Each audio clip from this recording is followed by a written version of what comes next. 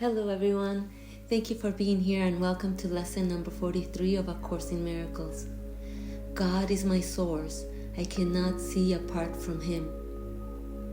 Perception is not an attribute of God. His is the realm of knowledge. Yet, He has created the Holy Spirit as the mediator between perception and knowledge. Without this link with God, perception would have replaced knowledge forever in your mind.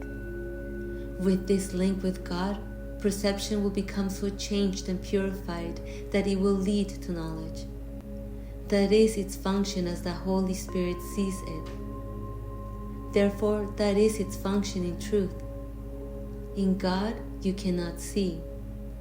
Perception has no function in God and does not exist. Yet in salvation, which is the undoing of what never was, perception has a mighty purpose. Made by the Son of God for an unholy purpose, it must become the means for the restoration of His holiness to His awareness. Perception has no meaning, yet does the Holy Spirit give it a meaning very close to God's. Healed perception becomes the means by which the Son of God forgives His brother and thus forgives Himself. You cannot see apart from God because you cannot be apart from God. Whatever you do in Him, because whatever you think with His mind. If vision is real, and it is real to the extent to which it shares the Holy Spirit's purpose, then you cannot see apart from God. 3 5-minute practice periods are required today. One as early and one as late as possible in the day. The third may be undertaken at the most convenient and suitable time that circumstances and readiness permit. At the beginning of these practice periods, repeat the idea for today to yourself with eyes open. Then glance around you for a short time, applying the idea specifically to what you see. 4 or 5 subjects for this phase of the practice periods are sufficient. You might say, for example, God is my source. I cannot see this desk apart from Him. God is my source. I cannot see that picture apart from Him.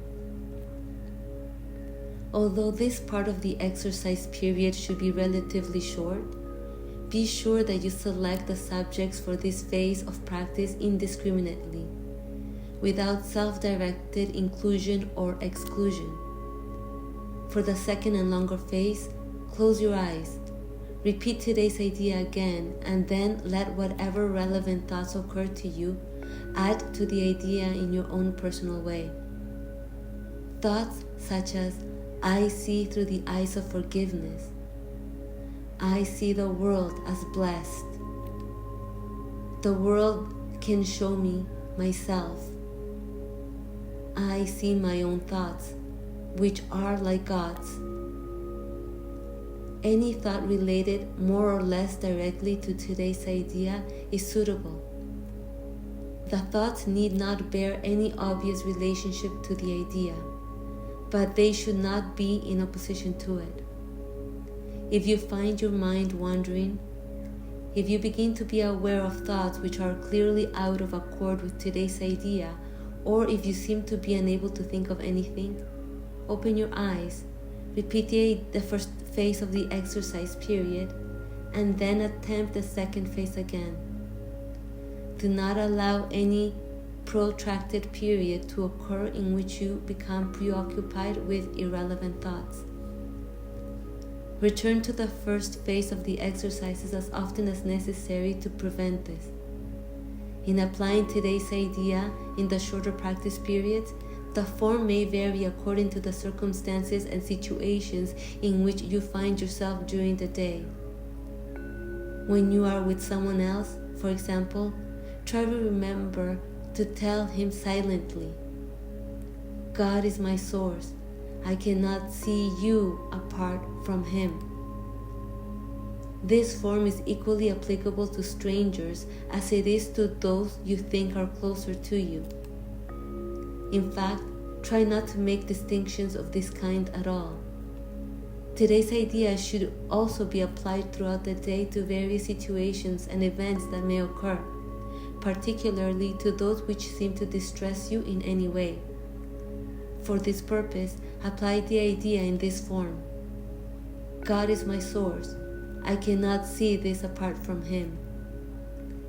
If no particular subject presents itself to your awareness at the time, merely repeat the idea in its original form. Try today not to allow any long periods of time to slip by without remembering today's idea, and thus remembering your function. Okay, that is lesson number 42 of A Course in Miracles. God is my source. I cannot see apart from Him. Yes, and the reason why God is your source is because God is the breath that is keeping you alive. Because God is the life force animating all sentient beings throughout the infinite universe simultaneously. And that's why you can't see apart from God, because God is looking through your eyes right now. God being the only presence appearing as the many. And I wanted to expand on the topic of perception, since this lesson starts out saying that perception is not an attribute of God. And the reason why this lesson says that is because God does not perceive at all, because God is not an individual who can perceive. God is spirit. And what is the spirit but the eternal breath of God? A no thing, an invisible energy that can't be seen nor destroyed because it never started and therefore it can never end. So if you're wondering, what is spirit's perception then? Well, spirit's perception is eternal nothingness. That's why this lesson starts out with, perception is not an attribute of God. Because God is not an individual who can perceive, conceptualize, or make sense of things. The human mind thinks it does that, not God. But remember that the human mind is illusory. That's why this lesson says that perception has no function in God and does not exist. And that's also why perception has no meaning, because individuals don't exist, meaning that the individual mind doesn't exist either. So how can its perception be meaningful? And that's why healed perception becomes necessary, apparently, because in truth nothing has ever happened. So what is healed perception? Well, to perceive nothing, to be nothing, the effortless state of an empty mind, eternally free from I. I hope you enjoy practicing lesson number 43. Please let me know if you have any questions, and see you tomorrow for lesson number 44. Have a wonderful day. Bye.